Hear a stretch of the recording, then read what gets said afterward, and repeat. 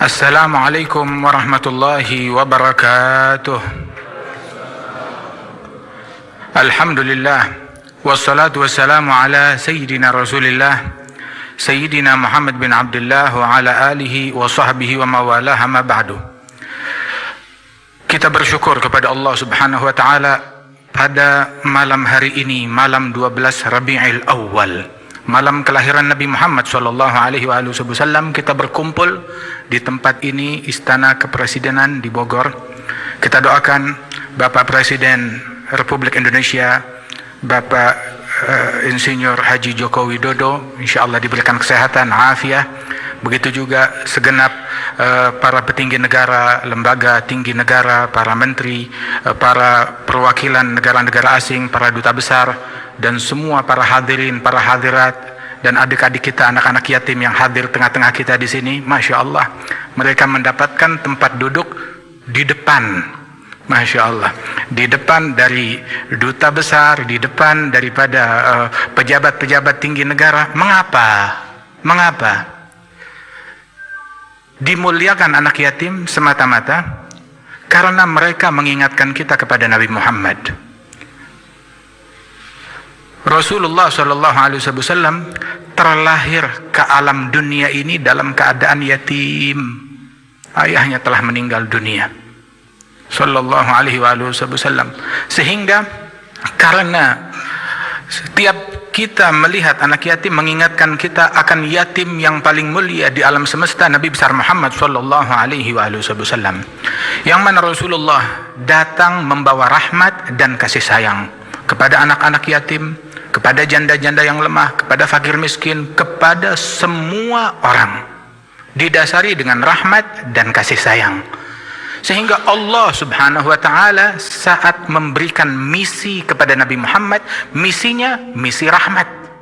Wa ma arsalnaka illa rahmatan lil alamin. Tidaklah kami utus engkau wahai Nabi Muhammad melainkan misinya satu, semata-mata hanyalah rahmatan lil alamin. Tidak ada misi yang lain selain daripada rahmat tersebut. Tapi Nabi berperang, Nabi berjihad, Nabi berjuang untuk menegakkan rahmat, untuk menjaga rahmat, untuk menstabilkan rahmat dan kasih sayang di muka bumi ini, sallallahu alaihi wasallam. Sesungguhnya Allah Subhanahu wa taala tatkala memerintahkan Rasulullah sallallahu alaihi wasallam untuk di dalam berdakwah tersebut, Allah taala menyatakan, ud'u ila sabili rabbika bil hikmah wal mau'izatil hasanah wajadilhum billati hi ahsan. Ajak mereka, ajak sekalian manusia, ila sabili rabbik, menuju jalannya Allah, birrahmah, bil hikmah wal mau'izatil hasanah, dengan hikmah, dengan nasihat al hasanah yang baik. Al hasanah yang baik, bukan yang tidak baik. Tapi kita perlu argumentasi, perlu berjidal, perlu berdebat. Saat langkah-langkah itu, langkah ketegasan perlu diambil, wajadilhum billati hiya ahsan. Ambil langkah yang tegas, jidal, debat, tapi dengan cara yang terbaik, al-ahsan. Tahu al-ahsan? Ada hasan, baik, mana yang terbaik? Prioritaskan yang terbaik di dalam bersikap, di dalam berucap, di dalam berdakwah. Sehingga itulah yang paling tepat. Allah Ta'ala menyatakan, fabima rahmatin minallahi linta lahum walau kunta faddan ghalidhal qalbi lam faddu min hawlik. Sesungguhnya dengan rahmat Allah engkau bersikap lemah lembut dan kasih sayang kepada mereka. Andaikan engkau bersikap kasar, kaku, keras, bersikap kasar, kaku, faddan ghalidhal qalbi, dengan hati yang keras, ucapan kata-kata yang kasar, lan faddu min haulik, mereka akan kabur dari sekelilingmu. Nabi Muhammad orang yang paling tampan, Nabi Muhammad yang suaranya paling indah dan merdu, aromanya paling harum. Sayyidina Ali bin Abi Thalib mengatakan, man ra'ahu badihatan habah wa man khalatahu ma'rifatan ahabbah. Barang siapa yang melihat Rasulullah gentar melihat wibawanya Nabi Muhammad, tapi begitu dia sudah duduk bersama Nabi Muhammad, mendengar, melihat, menatap Nabi Muhammad, langsung jatuh cinta kepada Nabi Muhammad sallallahu alaihi wasallam. Hal ini diakui oleh kawan dan lawan, hingga Mereka pun, bahkan orang-orang non-muslim, saat berkunjung kepada Nabi Muhammad, mereka mengatakan, ma ra'aitu ahadan yuhibbu ahada ka ashabi Muhammadin yuhibbu Muhammada. Saya tidak pernah melihat seseorang cinta kepada orang lain seperti saya melihat sahabat-sahabat Muhammad cinta kepada Muhammad sallallahu alaihi wasallam. Mereka cinta kepada Rasulullah sallallahu alaihi wasallam. Rasulullah yang wajahnya paling tampan, suaranya paling indah, aromanya paling harum, disukai oleh semua orang. Allah Ta'ala nyatakan, kalau engkau berhati kasar, kaku, dan berucap kata-kata yang kasar, orang bakal kabur, menjauh. Apalagi kita yang wajah kita pas-pasan. Apalagi kita yang suara kita tidak semerdu Rasulullah, aroma kita tidak seharum sewangi Nabi Muhammad sallallahu alaihi wasallam. Mereka yang menjauh, yang menentang engkau, diajarkan untuk bersikap lemah lembut, menarik mereka. Kemudian diperintahkan fa'fu anhum, maafkan mereka. Masya Allah, berbeda, maafkan mereka. Wastaghfir lahum, mohonkan ampunan Allah untuk mereka. Dan bukan sampai di situ aja, wasyawirhum fil amri, ajak mereka untuk musyawarah di dalam perkara. Sehingga dikatakan dalam sejarah, tidak ada orang yang lebih banyak bermusyawarah dengan sahabat-sahabatnya melebihi Nabi Muhammad. Bermusyawarah dengan sahabat-sahabatnya, bahkan beliau rela meninggalkan pendapat beliau sendiri untuk pendapat mayoritas dalam hal-hal yang bisa menerima pendapat mayoritas. Tapi kalau dalam hal-hal yang memang sudah baku, tidak menerima pendapat manusia, maka Rasulullah tetap teguh berpegang dengan apa yang diwahyukan oleh Allah Subhanahu wa Ta'ala. Beliau Nabi Muhammad sampai menegaskan tentang ketegasan beliau. Nabi Muhammad bersikap bukan orang yang lembek, juga bukan orang yang kaku, yang keras tanpa ada rahmat sama sekali, tidak. Beliau tegas. Disebutkan bahwasanya ya'fu 'anil dzambi idza kana fi haqqihi wa sababihi wa idza duyi'a haqqullah lam yaqum ahadun li ghadabihi. Beliau memaafkan apabila kesalahan terjadi menimpa pribadi beliau. Beliau memaafkan, ya'fu yasfah. Namun apabila syariat Nabi Muhammad SAW diganggu, beliau bersikap tegas, tidak mundur sejengkal pun dari apa yang diwahyukan oleh Allah Subhanahu wa Ta'ala. Disodorkan, dibujuk rayu dengan harta, dibujuk rayu dengan tahta, dibujuk rayu dengan segala fasilitas, keamanan dan lain sebagainya. Maka Nabi Muhammad tidak mundur dari apa yang diwahyukan oleh Allah Ta'ala dan berkata, law wada'tum syamsa an yamini wal qamara an yasari ala an aturka hadzal amr ma taraktuh. Kalau seandainya, jangan lagi cuma itu semua hal-hal duniawi, letakkan matahari di tangan kanan saya ataupun bulan di tangan kiri saya untuk meninggalkan perkara dakwah ini, ajaran dari Allah Ta'ala, saya tidak akan mundur sejengkal pun juga. Sabda Rasulullah sallallahu alaihi wasallam. Dan dengan ketegasan beliau tersebut, beliau melakukan jihad, beliau berjuang, dan jihad beliau pun juga dengan aturan rahmat dan kasih sayang. Dipesankan bahwasanya ketika menghadapi berperang dengan orang-orang yang memerangi Nabi Muhammad SAW dan para sahabatnya, diperintahkan oleh Rasulullah agar tidak mengganggu kaum wanita, dan dipesankan tidak boleh mengganggu orang-orang yang di pasar, dan tidak boleh mengganggu orang-orang yang berada di kota yang tidak ada hubungannya dengan peperangan. Bahkan Rasulullah SAW berpesan, kalau musuh sudah berpaling, sudah jangan dikejar. Bahkan Nabi berpesan kepada sahabat, jangan kalian berharap ingin jumpa dengan musuh, berperang dengan mereka. Jangan itu yang menjadi puncak harapan kalian. Jangan itu, kata Rasulullah SAW.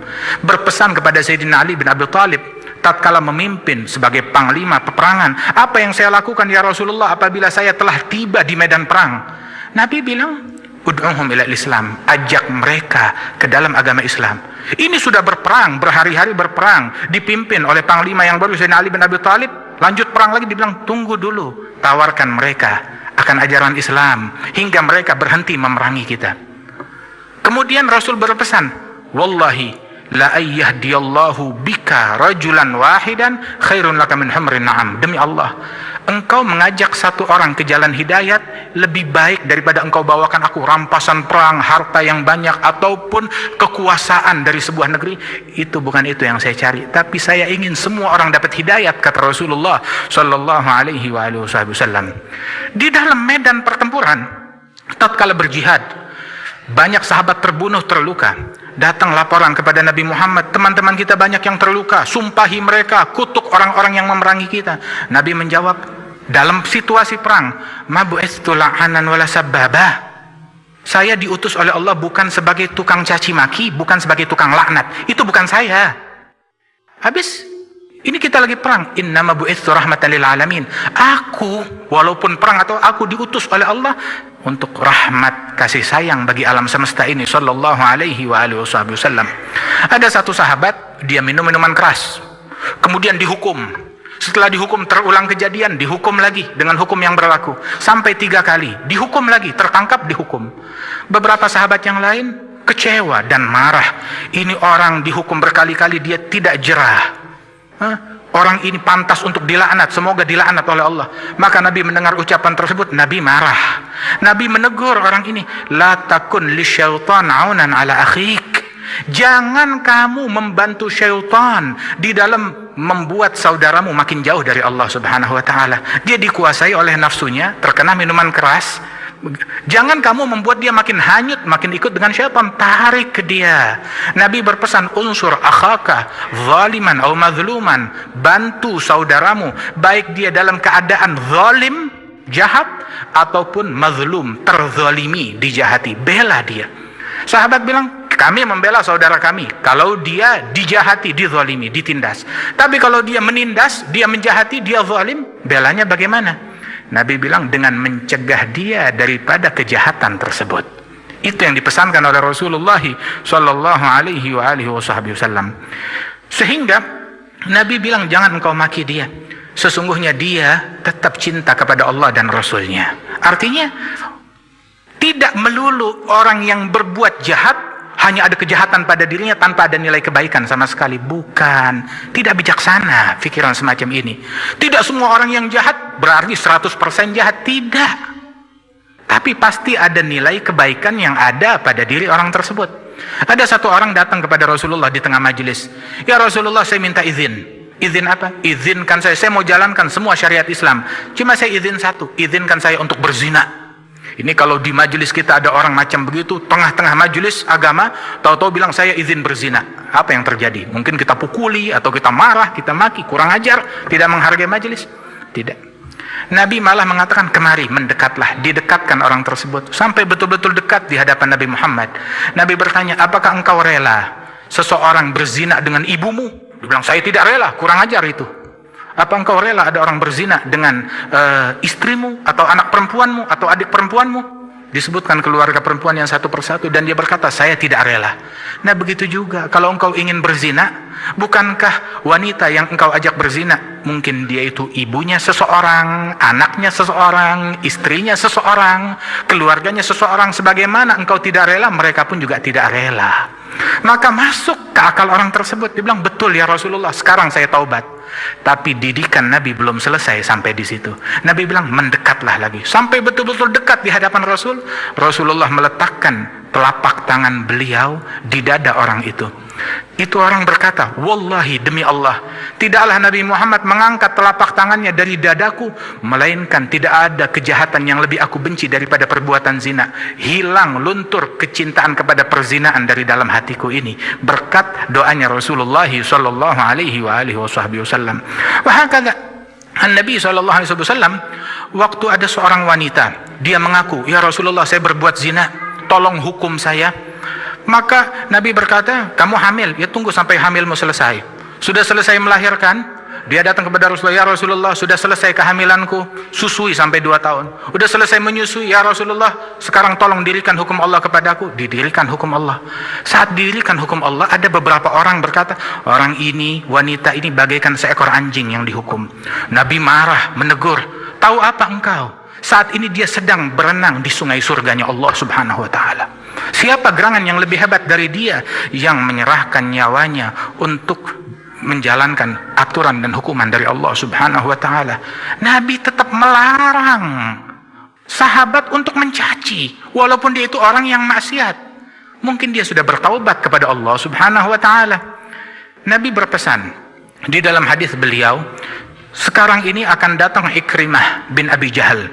Ayahnya Abi Jahal adalah Fir'aun dari umat ini, sangat jahat kepada Nabi Muhammad. Kemudian kata Rasulullah, putranya Ikrimah akan datang masuk Islam. Tolong, kata Rasulullah, jangan sebut-sebut keburukan ayahnya, kata Nabi Muhammad. Terus Nabi berpesan secara umum kepada para sahabat, la tasubbul amwat fatu'dzul ahya. Jangan kalian mencaci maki orang-orang musyrikin yang sudah meninggal dunia, jangan dicaci maki. Mengapa? Yang terganggu yang masih hidup. Anak-anak mereka yang masuk Islam, yang masih hidup, mereka terganggu kalau kalian caci maki ayah dan leluhur mereka yang sudah meninggal dunia. Jangan caci maki. Agama Islam tidak dibela dengan makian. Agama Islam tidak dibela dengan cacian.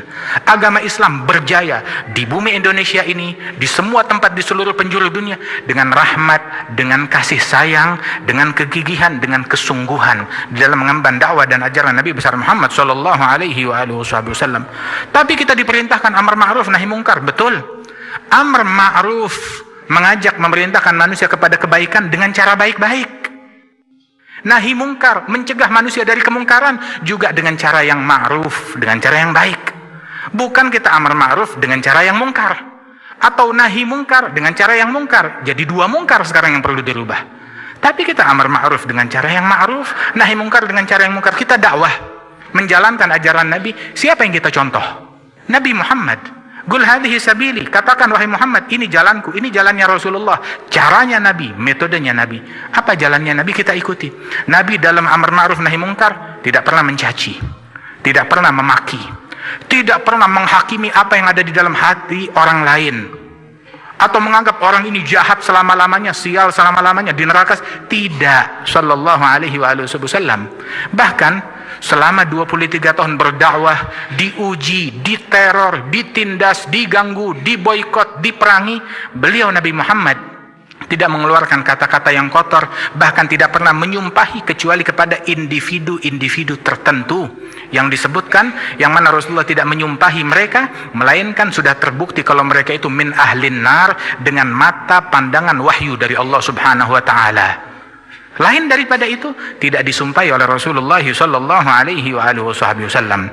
Rasul sallallahu alaihi wasallam bahkan mengajarkan di dalam ketegasan beliau, di balik ketegasan juga dengan rahmat dan kasih sayang beliau, Rasulullah berjihad, Rasulullah berperang, Rasulullah gigih berdakwah siang dan malam. Kemudian juga Rasul sallallahu alaihi wasallam juga menunjukkan rahmat dan kasih sayang, keindahan Islam di dalam semua perilaku beliau. Dan beliau sallallahu alaihi wasallam ketika ada tawanan perang, lihat, tawanan perang, mereka beberapa menit yang lalu membunuhi, memerangi kaum muslimin, ada tawanan perang, Nabi pesan apa? Istausu bil asiri khaira. Saya pesan, perlakukanlah tawanan dengan baik-baik. Hingga tawanan perang di kota Madinah, mereka mendapatkan jamuan makanan yang paling istimewa, mendapatkan jamuan makanan yang paling istimewa. Kita membaca ayat di dalam Al-Quran, Allah memuji sekelompok manusia dari ahli baitnya Nabi Muhammad, yut'imuna ta'ama ala hubbihi miskinan wa yatiman wa asira. Orang-orang yang memberikan makanan kepada orang miskin, anak yatim, dan tawanan perang non muslim, dia beri makan. Sayyidina Ibrahim, dia tidak mau makan kecuali bersama tamu. Berjalan 1 kilometer, 2 kilometer, 3 kilometer mencari tamu, ngajak mereka makan. Awalnya dulu ada orang minta dijamu oleh beliau, maka Nabi Ibrahim berkata, baik, saya jamu engkau, tapi dengan syarat, ikuti agama saya, masuk Islam. Orang itu berkata, saya tidak mau. Ya sudah. Tidak lama Allah Ta'ala kirimkan wahyu menegur Nabi Ibrahim, wahai Ibrahim, orang ini, dia berpuluh-puluh tahun, dia kufur terhadap saya, kata Allah. Tapi saya tidak pernah putus rizkinya sehari pun juga. Baru hari ini saya wakilkan rizkinya melalui engkau mengajukan syarat ini dan itu. Maka Nabi Ibrahim mencari orang tersebut, bertaubat kepada Allah, sini ayo jamu ke rumah saya. Bilang, tadi saya minta jamu engkau tidak mau. Minta jamuanmu engkau tidak memberikan. Bilang, betul, saya ditegur oleh Allah Ta'ala. Tuhanmu menegur aku, menegur engkau gara-gara aku. Dibilang, iya. Maka sekarang aku ikut kepada ajaranmu, kepada ajaran Allah Jalla Jalaluhu wa Ta'ala Ta'azamatuh. Nah, karenanya itu, saudara-saudara sekalian, kita hendaknya tunjukkan ke dunia ini keindahan Islam. Di dalam bidang apapun juga, al-mu'min aina wudi' nafa'. Mu'min, dimanapun dia ditempatkan, diposisikan sebagai apapun, manfaat. Mau menjadi presiden, mukmin. Mau menjadi menteri, mukmin. Mau menjadi pejabat, mukmin. Mau menjadi orang di pasar, pedagang, dia mukmin. Sebagai mukmin, dimanapun dia memberikan manfaat kepada semua, memberi, membantu, menunjukkan keindahan Islam di dalam profesi apapun yang dia miliki. Angkat citra Islam, bukan menjatuhkan citra dan agama Islam ini. Disebutkan bahwasanya Syekh Mutawalli Asy-Sya'rawi yang di Mesir itu, rahimahullah, beliau pernah berdialog dengan salah seorang tokoh yang ekstrim.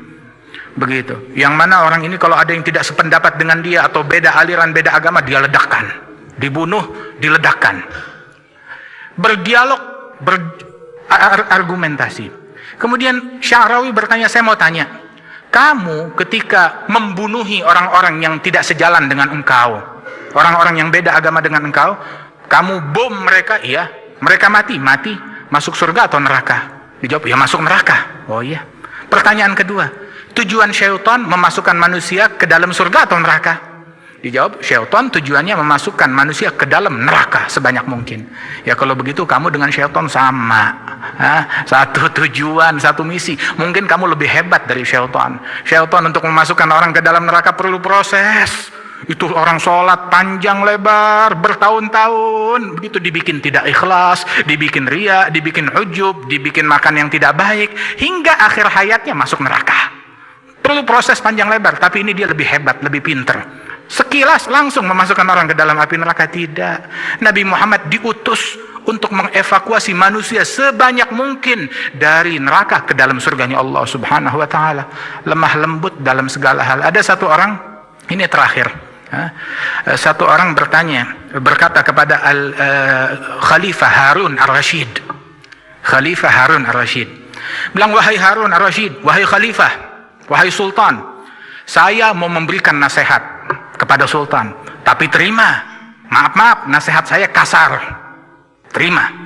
Maka Harun Ar-Rasyid berkata, kalau nasihat kamu kasar, lebih baik kamu diem. Loh kenapa? Kamu tidak mau terima? Terus terang, Allah mengutus orang yang lebih baik dari engkau kepada orang pemimpin yang lebih jahat dari saya. Dan Allah berpesan, Gula lahu gaulan layyina la'allahu yatadhakkaru aw yakhsha. Katakan kepada orang itu dengan perkataan yang lemah lembut agar dia sadar dan takut kepada Allah. Allah mengutus Nabi Musa lebih baik dari engkau, dan Nabi Harun mengutus kepada Fir'aun yang lebih jahat dari saya, mengaku Tuhan. Terus Allah berpesan, ucapkan kata-kata yang lembut. Apa dosa saya kamu mau berucap kasar kepada saya? Ucapkan perkataan yang lembut, yang santun, sebab kelembutan tidak diletakkan dalam sebuah perkara, melainkan akan menjadi mahkota menghiasi perkara tersebut. Tapi perkara sebagus apapun kalau kasar, tidak baik, tidak ada rahmat di dalamnya, maka tidak akan bisa diterima di dalam hati masyarakat. Mudah-mudahan Allah Ta'ala berikan keberkahan kepada kita sekalian. Ya Allah Ta'ala jadikan kita peneladan sejati terhadap Nabi Muhammad. Para pemimpin kita insya Allah dapat meneladani Rasulullah. Kemudian juga para ulama kita meneladani Rasulullah.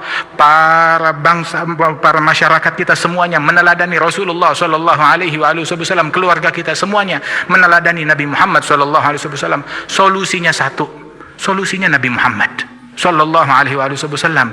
Begitu. Kalau kita beranggapan saya nggak ketemu solusi pada diri Nabi Muhammad, ya mungkin salah kami ulama-ulama yang kurang pandai mencerminkan Nabi Muhammad Sallallahu Alaihi Wasallam. Tapi jangan gara-gara melihat hal yang tidak baik pada diri kami, lantas kalian salahkan itu Rasulullah yang salah. Tidak, Rasulullah tidak keliru, saya salah. tapi Rasulullah tidak salah, Rasulullah tidak keliru. Kamilah yang kurang pandai mencerminkan Nabi Muhammad sallallahu alaihi wasallam. Mudah-mudahan kita dapat meneladani Rasulullah sallallahu alaihi wasallam. Insyaallah perkumpulan kita ini perkumpulan yang dirahmati oleh Allah taala. Insyaallah Indonesia makin maju, makin berkah, dan rakyat Indonesia makin diberkati oleh Allah Subhanahu wa taala. Para pemimpin kita, pejabat kita dibantu oleh Allah Subhanahu wa taala dan senantiasa dibimbing oleh Allah Subhanahu wa taala. Amin ya rabbal alamin. Rabbana taqabbal minna innaka antas samiul alim wa tub alaina innaka antat tawwabur rahim. Rabbana atina fid dunya hasanah fil akhirati hasanah wa qina adzabannar. Wa sallallahu ala sayyidina Muhammad wa ala alihi wasallam. Alhamdulillahirabbil alamin. Assalamualaikum warahmatullahi wabarakatuh.